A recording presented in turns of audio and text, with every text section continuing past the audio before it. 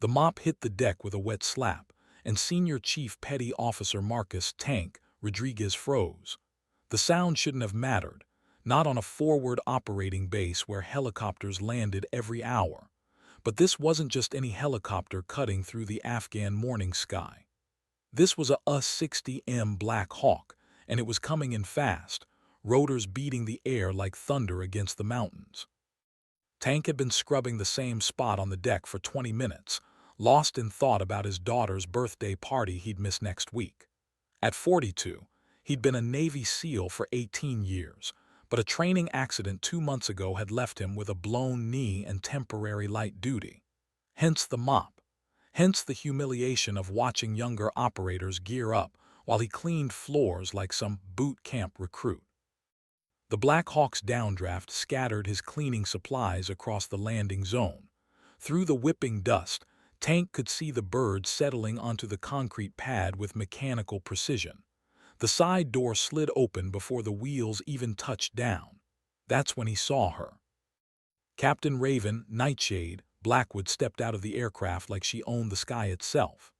5'6", lean muscle wrapped in desert camouflage, her dark hair pulled back in regulation style beneath her flight helmet. She moved with the confident stride of someone who'd earned every step, but Tank caught something else in her expression, a flicker of uncertainty quickly masked by professional composure. Behind her came Lieutenant Colonel James Morrison, the base commander who rarely left his air-conditioned office unless absolutely necessary. Morrison's face was grim, and he was speaking rapidly into his radio as he approached the landing zone. The words carried on the wind: "Need immediate confirmation. 48 hours maximum. Afghanistan theater." Tank pretended to focus on his mop, but his SEAL training made him hyper-aware of everything happening around him. He'd learned to read situations like other people read newspapers, and this situation screamed classified. The pilot, Nightshade, was scanning the base perimeter with the practiced eye of someone expecting trouble. Her right hand rested casually near her sidearm, a habit that told Tank she'd seen combat recently. What struck him most was the silence that followed the Black Hawk's engines winding down. In a place where helicopters, generators, and radio chatter created constant background noise, complete silence was unnatural. It meant everyone was watching, waiting, trying to figure out why a single pilot had just landed on their remote outpost with enough brass to shut down normal operations. Tank wrung out his mop and started moving closer to the landing zone, cleaning supplies providing perfect cover for reconnaissance. Whatever was happening, his instincts told him it was bigger than a routine personnel transfer. Much bigger. The morning sun caught the pilot's wings insignia as she turned, and Tank noticed something that made his blood run cold. Those weren't standard Army aviation wings. They were something else entirely, something he'd only heard whispered about in the darkest corners of special operations. Nightshade was looking directly at him now, her green eyes calculating. She said something to Morrison, who glanced over at Tank with obvious irritation. The pilot shook her head slightly and started walking toward him, her boots echoing against the concrete with measured steps. Tank straightened up, mop still in hand, and waited. After 18 years of special operations, he knew the difference between coincidence and destiny. This was definitely not coincidence. Captain Raven Blackwood had been flying classified missions for 3 years, but she'd never been sent to extract a janitor. The briefing in Kandahar had been brief and cryptic. Retrieve Senior Chief Rodriguez from Forward Operating Base Viper, transport him to a classified location, and ask no questions. The last part was standard. The first two were decidedly not. She'd expected to find some broken-down SEAL pushing papers in an admin role, maybe nursing a career-ending injury while waiting for retirement. Instead, she found herself looking at a man whose eyes held the sharp intelligence of someone very much still in the game. The way he gripped that mop like it was a weapon told her everything she needed to know about Tank Rodriguez. Senior Chief, she said, stopping 6 feet away, close enough to speak privately, far enough to maintain professional distance. I'm Captain Blackwood. I understand you're ready for transport. Tank's eyebrows rose slightly. Ma'am, I think there's been some mistake. I'm on light duty for another 6 weeks. Medical says. Medical doesn't have clearance for this conversation, Nightshade interrupted smoothly. She glanced around the base, noting how many personnel had found reasons to work within earshot.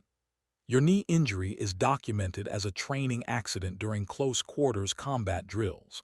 What the reports don't mention is that you were testing new tactical protocols for high-value target extraction in urban environments. She watched Tank's face carefully. Good operators knew how to mask their reactions, but everyone had tells if you knew how to look. Tank's left eye twitched almost imperceptibly, confirmation that she was on the right track. Those protocols, she continued, lowering her voice, caught someone's attention. Someone who needs an expert in close-quarters combat and urban extraction. Someone who doesn't care about your knee. Tank set down the mop and wiped his hands on a rag. And you're the taxi service. I'm the taxi service, Nightshade agreed. She studied his weathered face, noting the small scar above his left eyebrow and the way he unconsciously favored his injured leg. Pack light. We're wheels up in 10 minutes. Where are we going? Nightshade smiled, but it didn't reach her eyes. That's above your pay grade, Senior Chief, for now. She turned to walk back to her aircraft, then paused. Rodriguez, lose the mop. Where we're going, you won't need it. Tank watched her stride back toward the Black Hawk, nodding the confidence in her gait and the way other personnel unconsciously moved out of her path. He'd served with enough pilots to recognize the real deal when he saw it, and Captain Blackwood was definitely the real deal. The question was, real deal what? He looked down at the mop in his hands, then at the half-cleaned deck, then at the Black Hawk warming up for departure. After 2 months of light duty and cleaning supplies, the choice was easier than it should have been. Tank Rodriguez had always been a man of action, and sitting still was slowly killing him. Whatever Captain Blackwood was offering, classified mission, unknown destination, mysterious objectives, it had to be better than scrubbing floors and counting down the days until medical clearance. He dropped the mop and headed for his barracks to pack. The Black Hawk lifted off from Fob Viper with the smooth efficiency that marked Nightshade as a pilot who'd earned her wings through skill rather than luck. Tank settled into the canvas seat across from her, noting how she handled the collective and cyclic with the unconscious grace of someone who'd logged serious flight hours in hostile territory. Through the open door, Afghanistan's harsh landscape spread out below them, brown mountains carved by ancient rivers, valleys where shepherds moved their flocks along paths worn smooth by centuries of use.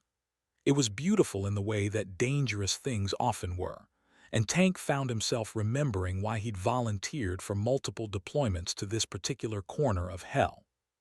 First time flying with 160th, Nightshade asked through the intercom, her voice crackling slightly through the headset. Tank adjusted his helmet and keyed his mic. Night Stalkers, no ma'am, did some work with you folks in Iraq, good pilots. Best pilots, she corrected with just enough edge to make it clear she wasn't bragging, merely stating fact. 160th Special Operations Aviation Regiment doesn't accept second place. Through the headset, Tank heard her making routine radio calls to air traffic control, coordinating their flight path through restricted airspace. Her voice was crisp and professional, but he caught subtle inflections that suggested this wasn't a routine transport mission. She was requesting routing that kept them away from major bases and population centers, ghost protocols used for operations that officially didn't exist. 20 minutes into the flight, Nightshade banked hard to the left, following a valley that Tank didn't recognize from his previous deployments. The mountains here were taller, more jagged, with snow-capped peaks that suggested they were heading north toward the Pakistan border region. Can I ask where we're going now? Tank said into his mic. You can ask, Nightshade replied. But the answer hasn't changed. You'll know when you need to know. Tank studied her profile as she flew, nodding the way her green eyes constantly scanned the horizon and instrument panel. She was young for a captain, probably early 30s, but carried herself with the confidence of someone who'd seen real combat. The way she wore her flight gear suggested it was more than just uniform. It was armor she'd earned through experience.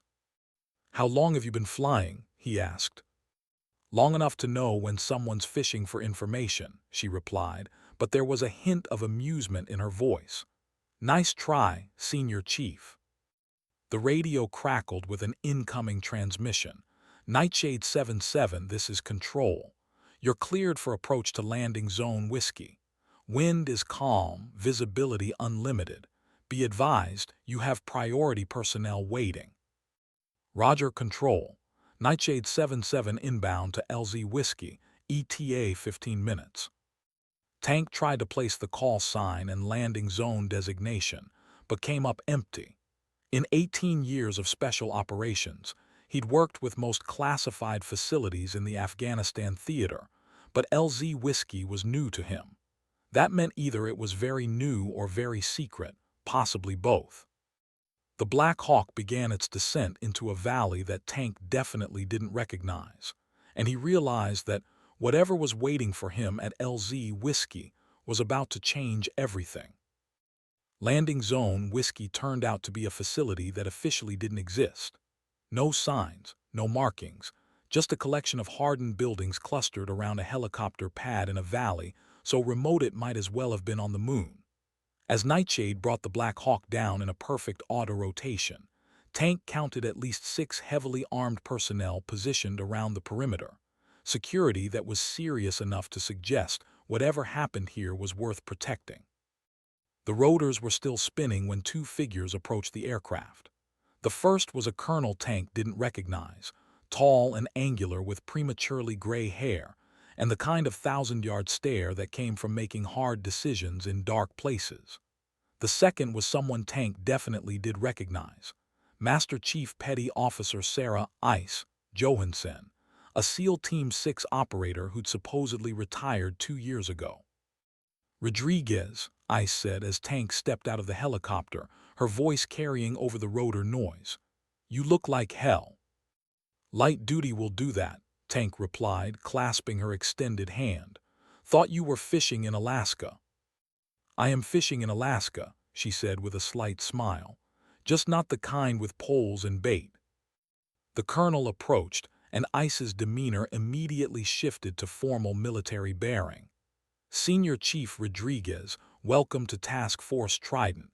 I'm Colonel Marcus Webb, commanding officer. Thank you for volunteering."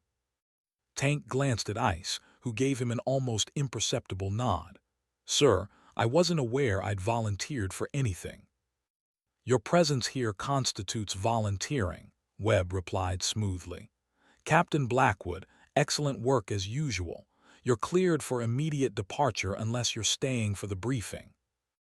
Nightshade had shut down the Black Hawk and was running through her post-flight checklist. "Negative, sir. I have another pickup in 3 hours. Permission to refuel and grab some coffee." "Granted, Senior Chief, you're with me." As they walked toward the main building, Tank noticed Nightshade watching their progress with obvious interest. She was trying to appear focused on her aircraft, but her attention was clearly divided. Whatever Task Force Trident was, it was significant enough to capture the curiosity of a 160th pilot, and that took something special. The briefing room was sparse. Folding table, metal chairs, whiteboard covered with photos and tactical diagrams. Webb gestured for Tank to sit while Ice took a position by the door. On the wall behind Webb hung a mission patch Tank had never seen before, a black trident against a dark blue background, with the words Silent Deep curved above it. "Senior Chief, what I'm about to tell you is compartmented at the highest levels. Your participation in this briefing constitutes acceptance of a security oath that will follow you for the rest of your life. Understood?" Tank nodded. After 18 years of special operations, He'd signed more security oaths than he could count. Webb picked up a red folder from the table. 6 months ago, intelligence assets identified a high-value target operating in the tribal regions along the Pakistan border. This individual has been responsible for coordinating attacks against coalition forces throughout the Afghanistan theater. Multiple attempts to locate and eliminate this target have failed. He opened the folder and placed several surveillance photos on the table. Tank studied them carefully: compound layouts, personnel movements, vehicle patterns. Standard target development materials, but with a level of detail that suggested months of careful observation. The target, Webb continued, has proven exceptionally difficult to locate because he moves constantly and uses a network of tunnels and caves that date back to the Soviet occupation. Traditional assets have been unable to penetrate his security network. Tank looked up from the photos. So you need someone who specializes in close-quarters combat and urban extraction. We need someone who specializes in the impossible, Webb corrected. And according to your service record, that's exactly what you are. The mission briefing continued for 2 hours, and with each passing minute, Tank understood why they'd pulled him out of light duty. The target, codenamed Prophet, wasn't just another high-value individual. He was a ghost who'd been operating in the Afghanistan-Pakistan border region for over 5 years, coordinating attacks that had killed dozens of coalition personnel and hundreds of Afghan civilians. What made Prophet particularly dangerous wasn't just his tactical acumen, but his ability to disappear. Intelligence suggested he used a network of natural and man-made tunnels that connected multiple compounds across nearly 50 square miles of mountainous terrain. Every time coalition forces got close, he vanished like smoke. Traditional approaches haven't worked, Webb explained, pointing to a map covered with red X's marking failed operations. Air strikes are ineffective because of the tunnel system. Ground assaults can't move fast enough. He's gone before we arrive. Drone surveillance loses him in the caves. Ice spoke up from her position by the door. That's where you come in, Tank. We need someone who can get inside his security network, track him through terrain that would stop a conventional team, and take him down before he knows we're coming. Tank studied the topographical maps, noting the elevation changes and natural choke points. This isn't a one-man job. Even with perfect intelligence, the terrain alone would require a full team. You're not going alone, Webb said. He placed another photo on the table, an aerial shot of a compound nestled in a valley Tank didn't recognize. You'll have support, specialized support. The door opened, and Captain Blackwood entered carrying a steaming cup of coffee. Sir, sorry to interrupt, but I'm needed for the operational briefing. Tank's eyebrows rose. Captain Blackwood is part of this. Captain Blackwood is your mission pilot, Webb confirmed. She'll be providing insertion, extraction, and close air support as needed. Nightshade took a seat at the briefing table, and Tank noticed she'd changed from flight gear into standard combat fatigues. The transformation was subtle but significant. She'd shifted from transportation to operations mode. The mission timeline is tight, Webb continued. Intelligence suggests Prophet is planning something significant within the next 72 hours. Multiple intercepted communications reference a final operation that could result in massive coalition casualties. He placed a final photograph on the table, a satellite image showing unusual activity around one of Prophet's suspected compounds. This was taken 18 hours ago. Vehicle movements, personnel concentrations, and communication intercepts all suggest accelerated operational planning. Tank leaned forward, studying the image. You want me to infiltrate a hardened target, locate a ghost who's evaded capture for 5 years, and neutralize him before he launches an unknown operation, all within 3 days. That's exactly what we want, Webb confirmed. Tank looked at Ice, who nodded almost imperceptibly, then at Nightshade, who was watching him with those calculating green eyes. After 2 months of light duty and mop pushing, the mission parameters should have seemed impossible. Instead, they felt like coming home. "When do we leave?" Tank asked. "Tonight," Webb replied. "Captain Blackwood will provide detailed insertion plans during your equipment briefing. Master Chief Johansen will handle tactical coordination and intelligence updates. Questions?" Tank had dozens of questions, but only one that mattered. "What's the backup plan if this goes sideways?" Webb's expression didn't change. "There is no backup plan, Senior Chief. You don't come back without completing the mission." The equipment briefing took place in an underground armory that looked like it had been carved directly from the mountain. Tank followed Nightshade down a concrete corridor lined with reinforced steel doors, each marked with cryptic alphanumeric codes that suggested whatever lay behind them was serious business. "Impressive setup," Tank commented as they passed a door marked "Restricted Access Cleared Personnel Only." "Task Force Trident doesn't exist," Nightshade replied, her voice echoing slightly in the narrow corridor. "Which means our equipment doesn't exist either. Makes for interesting procurement procedures." She stopped at a door marked TFT Mission Planning and pressed her palm against a biometric scanner.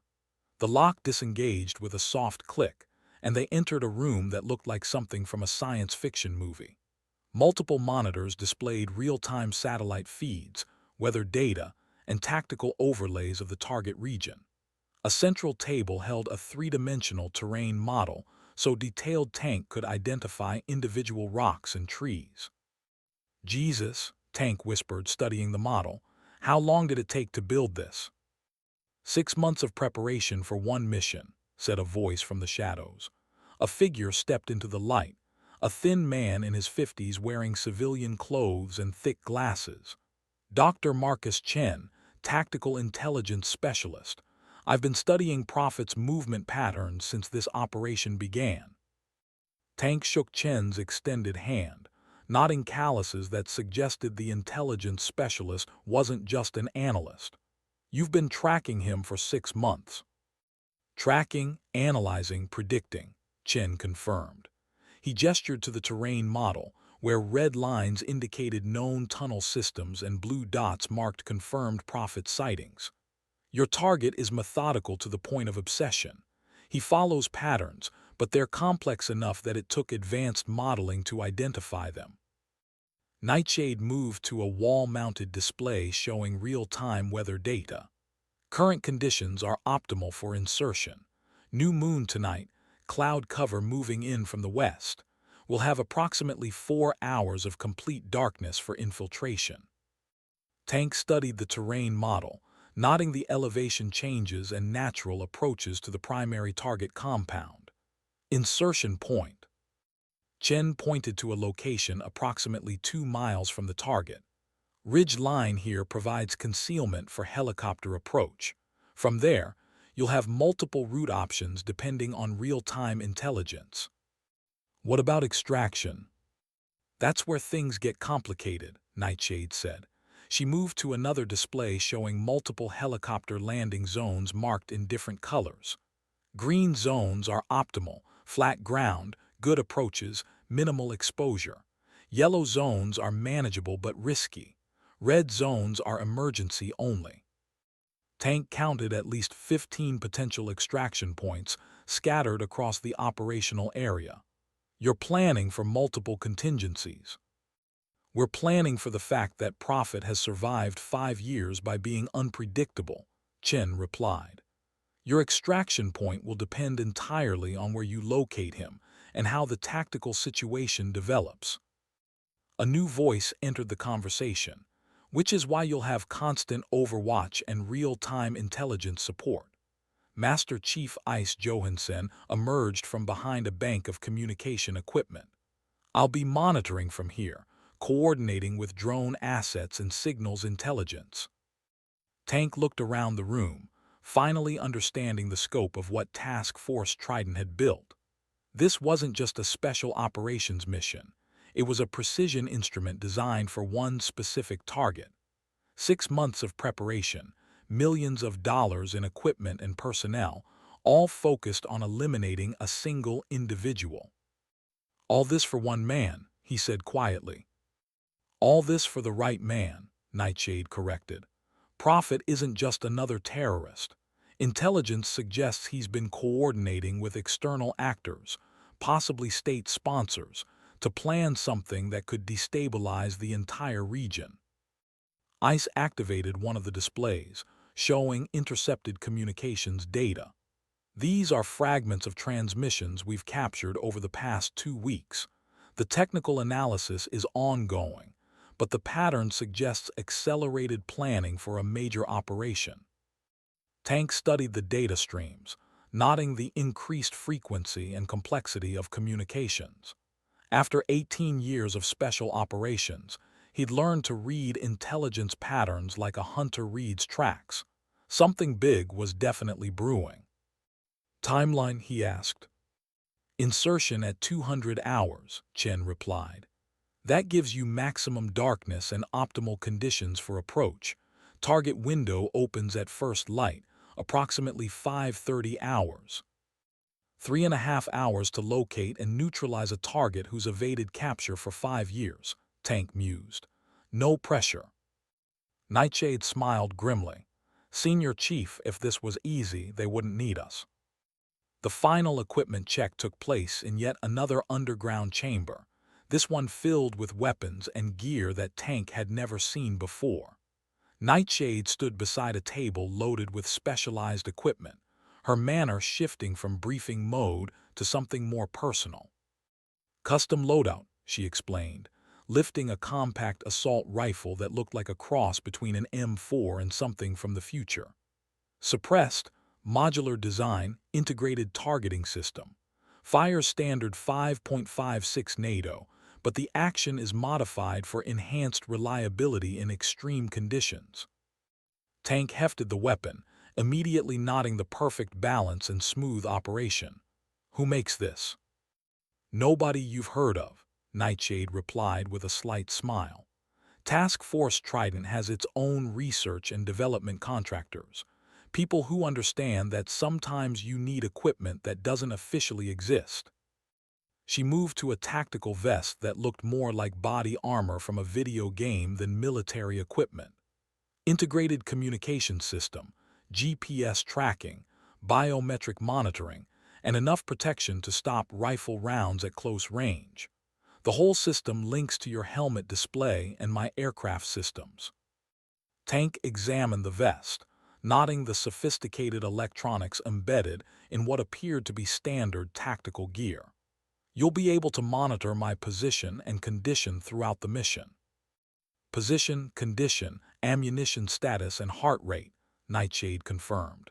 If something goes wrong, I'll know about it before you do. She paused, and Tank caught something in her expression that hadn't been there during the operational briefings, concern that went beyond professional interest. Senior Chief, I need to ask you something, and I need you to be completely honest. Tank set down the rifle and faced her directly. Shoot. Your knee injury, how bad is it really? Tank considered his response carefully. He could give her the official medical assessment, or he could tell her the truth. After watching her fly and handle herself during the briefings, she'd earned the truth. Bad enough that I probably shouldn't be cleared for this kind of operation, he said quietly. Good enough that I can still do the job if I'm careful about how I move and don't ask it to do anything stupid. Nightshade nodded slowly. I flew you out here because someone at the highest levels decided you were the only person who could pull this off. But I'm the one who has to get you home, which means I need to know your limitations. Tank appreciated her directness. Too many officers danced around personnel issues instead of addressing them head-on. I can move fast for short distances, climb reasonably well, and shoot straight. I can't run marathons or jump out of perfectly good aircraft. Will that work for this mission? It'll have to, Nightshade replied. She moved to the final piece of equipment, a helmet that looked like standard military issue but clearly wasn't. Integrated heads-up display, night vision, thermal imaging, and direct communication with all mission assets. Think of it as having your own personal mission control center. Tank picked up the helmet, noting the weight distribution and advanced optics systems. How long did it take to develop all this? 18 months of intensive development specifically for this operation, said a voice from behind them. Colonel Webb entered the equipment area, followed by Dr. Chen carrying a tablet computer. Total program cost is classified, but it's significant enough that failure isn't an acceptable option. Webb approached the equipment table, his expression serious.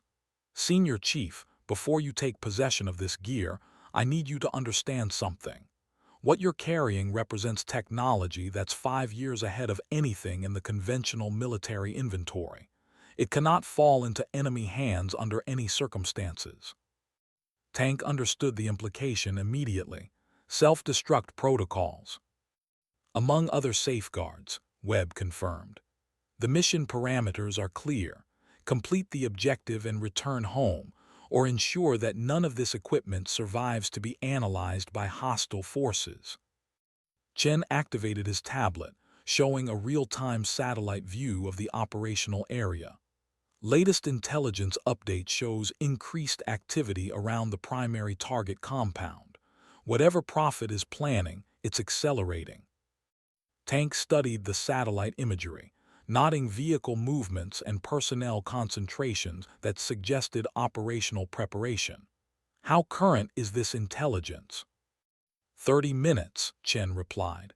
We have continuous coverage of the target area. If Prophet moves, we'll know about it immediately. Nightshade checked her watch. Senior Chief, we need to start final preparations.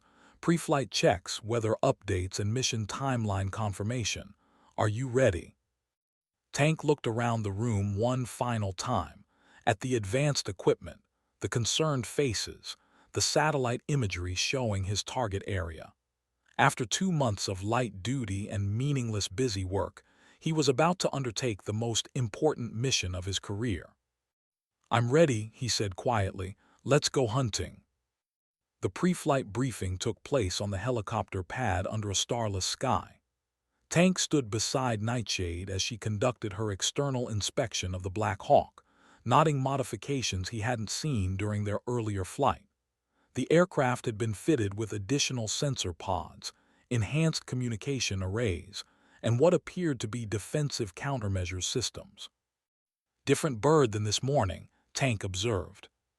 Same airframe, different mission package, Nightshade replied, running her hands along the rotor blade leading edges. Tonight we're configured for special operations support, extended range, enhanced sensors, and some capabilities I can't discuss in detail. She moved to the cockpit, settling into the pilot's seat with practiced efficiency. Tank climbed into the cabin, noting that the interior had been reconfigured with mission-specific equipment. Multiple displays showed real-time intelligence feeds, terrain mapping, and communication links to the Task Force Command Center. Nightshade 7-7, this is Control, came Ice's voice through the communication system. Latest intelligence update shows target area remains active. You are cleared for departure when ready. Nightshade's voice was crisp and professional as she responded. Control, Nightshade 7-7, departing LZ Whiskey with precious cargo. Estimated time to insertion 0.20 minutes. The Black Hawk lifted off smoothly, climbing into the darkness above the valley. Tank watched through his night vision as the Task Force Trident facility disappeared below them, becoming just another shadow in the mountains.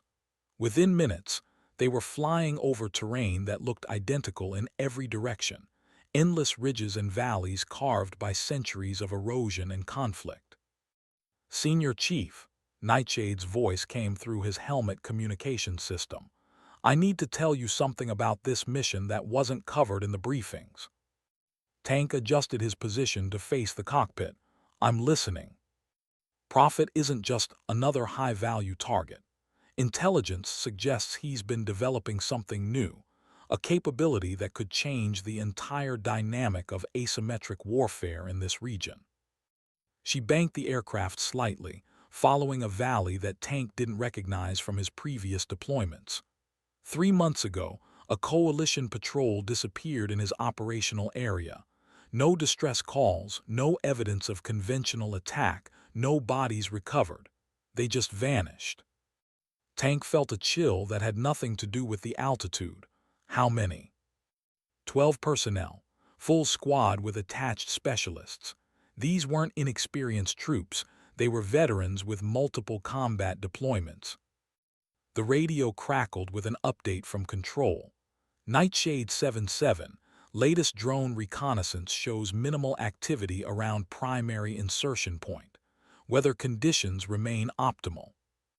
Roger, Control, proceeding to insertion point. Tank processed this new information, understanding why Task Force Trident had been created specifically for this mission.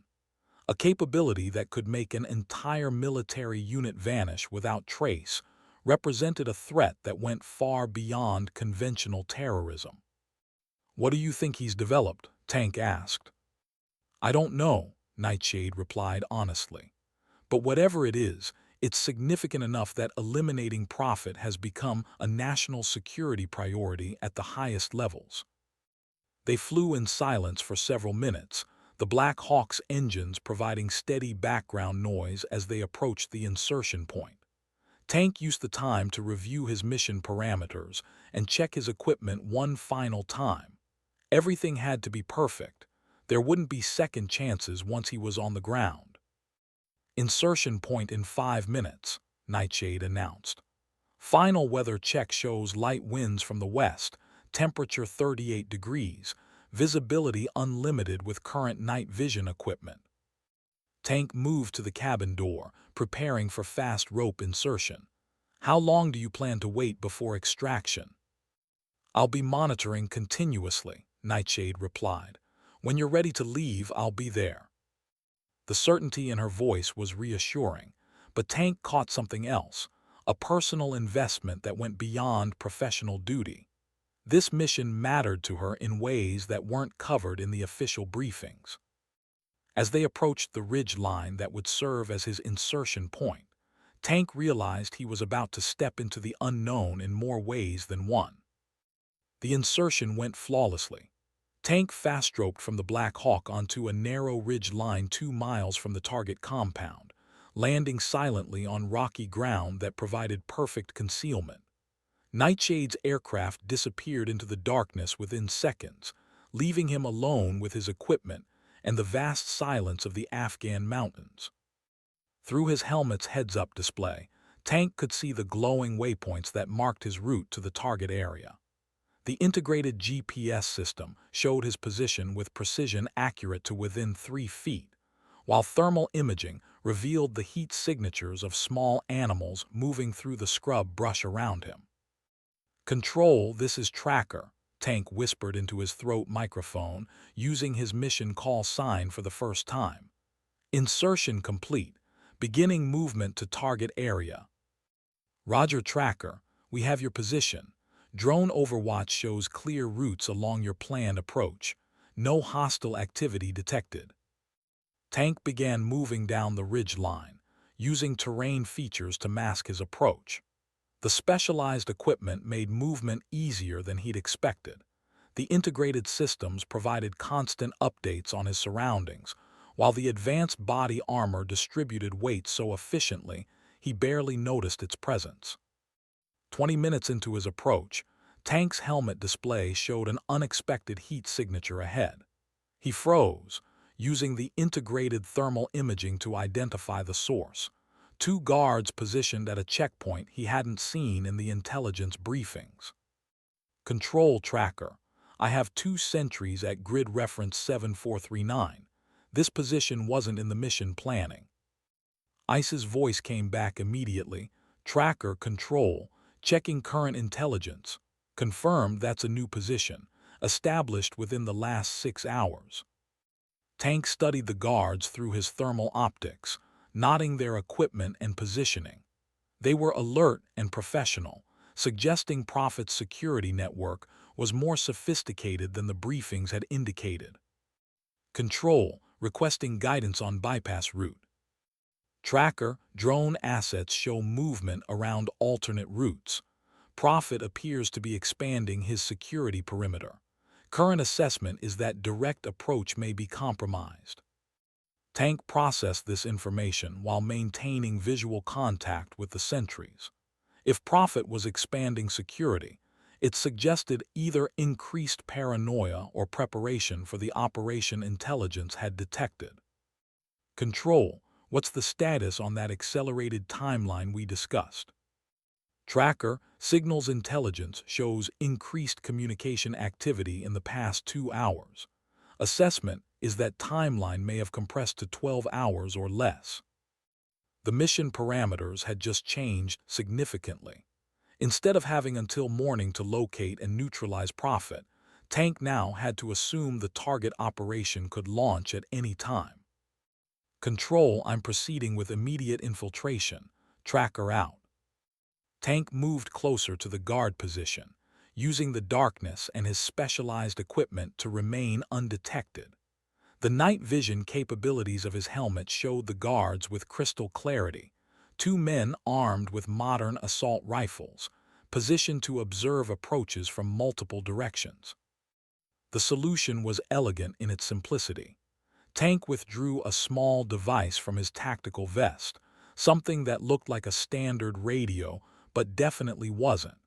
He activated it and placed it behind a rock formation approximately 50 meters from the guard position. Within 30 seconds, both guards were investigating what sounded like voices speaking in their native language coming from the wrong direction.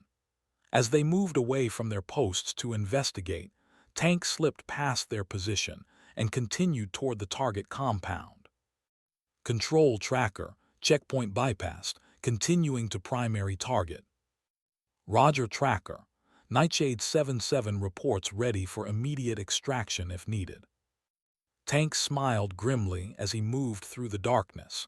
It was reassuring to know that Captain Blackwood was watching over the mission, but he had no intention of needing immediate extraction. He'd come too far to turn back now.